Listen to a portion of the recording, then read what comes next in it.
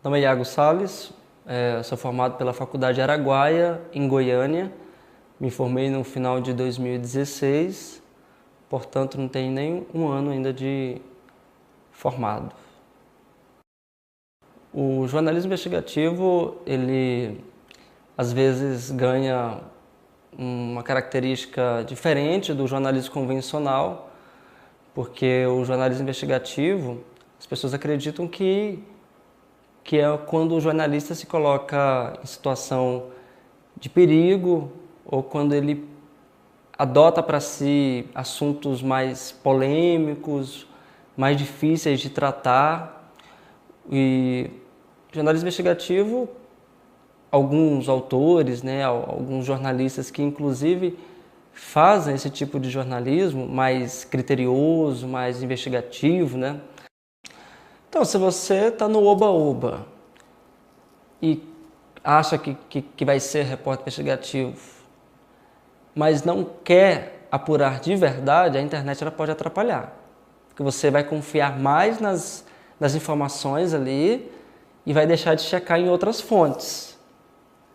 Agora, se você é um repórter investigativo, você tem consciência de que a internet ela é uma ferramenta, que ela tem várias ferramentas dentro dessa ferramenta maior, desse cyberespaço.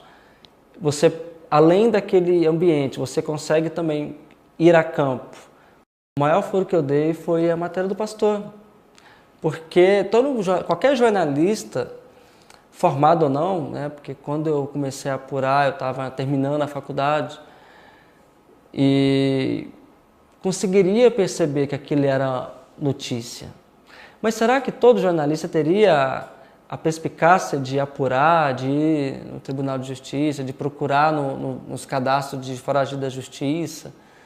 Teria coragem de se expor depois que descobrisse que ele era foragido? Acho que esse foi o maior furo. No início de 2017, eu apurei uma história de usuários de drogas que eram internados em clínicas de recuperação em Goiânia e na região metropolitana. E eu trabalhava em um semanário chamado Tribuna do Planalto e fiz um levantamento e estava em campo, em um terminal de transporte coletivo, querendo ter acesso a personagens que me contassem como que eles viviam. Porque há alguns anos em Goiânia, isso se propagou por todo o país, tem uma cultura de venda ou de balinha, ou de caneta, ou de esses kits, Eles vendem normalmente a R$2. E aqui em Goiânia crescia muito isso, Estava crescendo e ninguém tratava desse assunto. Então eu estava no terminal, querendo ouvir pessoas, só que eu tinha um pouco de preocupação de como abordá-las. Quando eu escutei alguém falando assim, olha, tá vindo um pastor aí, e o pastor diz que vai matar. Eu já estava apurando. Eu falei, tem alguma coisa errada, O pastor está vindo, e o pastor vai matar, isso é notícia, isso vai render uma história. Só que eu não sabia que ele estava ligado à minha pauta.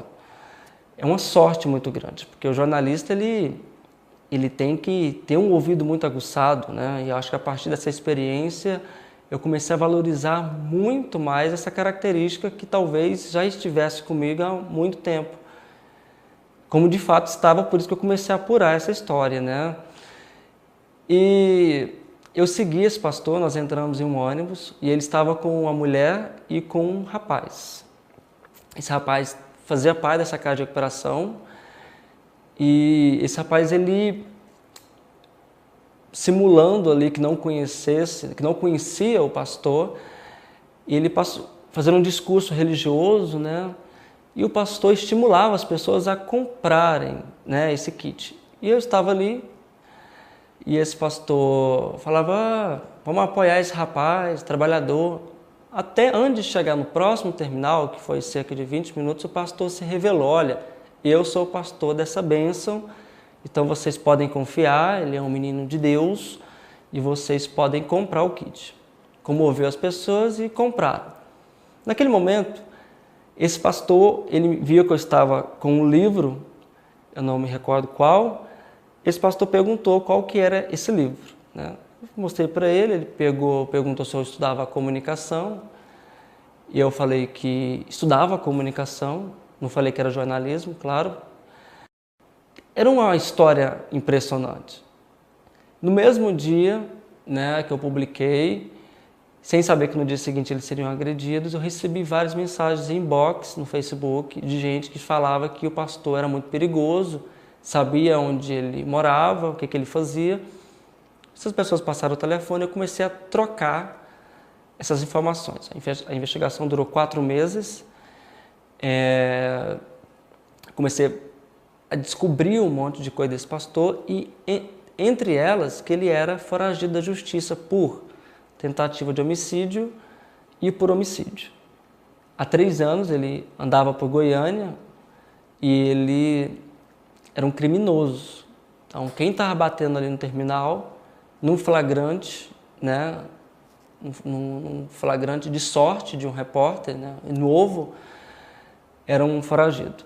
Então, eu quis entender em que circunstâncias o pastor havia matado e tentado matar as outras vítimas. Chamei a minha editora lá no jornal para me acompanhar, que é a Daniela Martins, e a gente começou a investigar, né? A gente teve, com fontes na polícia, a gente descobriu tudo que ele havia feito, com a ajuda de uma advogada, a gente teve acesso aos inquéritos, só que para poder checar, né, para a gente ter acesso a informações básicas, como se realmente era ele, né, a identificação civil, onde ele morava, qual a idade que ele tinha. Isso durou 4 meses até a gente publicar essa reportagem. No dia que nós publicamos a reportagem, foi um dia muito tenso, porque o nosso jornal é um semanário pequeno, né, com uma equipe reduzida de cerca de 10 pessoas. A redação estava tensa, porque naquele dia também eu tinha falado com a mulher do foragido, né? Naquele momento já havia tido naquela semana havia tido uma audiência por causa da agressão daquela primeira vítima. O pastor continuava foragido, isso não era público ainda, e nem mesmo a advogada dele, segundo ela me falou, sabia que ele era um foragido da justiça, né? E quando eu falei isso para ela, eu estava dando carta branca para o pastor fugir. Antes de nós publicarmos, vou voltar um pouquinho, esse pastor também, depois da agressão a essa vítima que eu flagrei, ele foi para Minas Gerais para criar uma casa de recuperação. Porque vai lembrar que esse modelo de financiamento por meio do transporte, de venda no transporte coletivo é algo generalizado no país. E por trás disso, e foi o que me motivou a escrever sobre isso, eu queria saber o que havia por trás. Porque as pessoas elas não se firmavam numa casa de recuperação. Em Goiânia, eu apurei que eram 6, né? 6 casas de recuperação. Eu só consegui descobrir que havia violação de direitos humanos nesta especificamente, que se chamava Resgatando Vidas, né? Voltando à publicação, a matéria saiu, teve uma repercussão muito grande, saiu, como é um semanário, sairia impressa na segunda, mas já no sábado estava no site. Teve uma repercussão gigantesca, a gente conseguiu logo depois contato com a Ponte Jornalismo, que a publicou integralmente. Teve mais acessos ainda, foi compartilhada por vários veículos assim, alternativos de jornalismo independente, e a gente conseguiu uma repercussão favorável. Na medida que as pessoas iam lendo e iam compartilhando, gerava em mim uma expectativa de que eu estava seguro. Mas no dia seguinte, já no sábado, né, durante o dia, o pastor mandou áudios para uma das minhas fontes. E essa fonte se sentiu ameaçada com esses áudios, onde ele dizia que nós teríamos de conseguir 10 medidas protetivas e também teríamos de conseguir pedir para Deus para que nada acontecesse. E como a gente havia mexido com muita gente, a gente nem saberia de onde viria os tiros, né? as retaliações. Porque a gente denunciou a guarda municipal, né? A gente denunciou...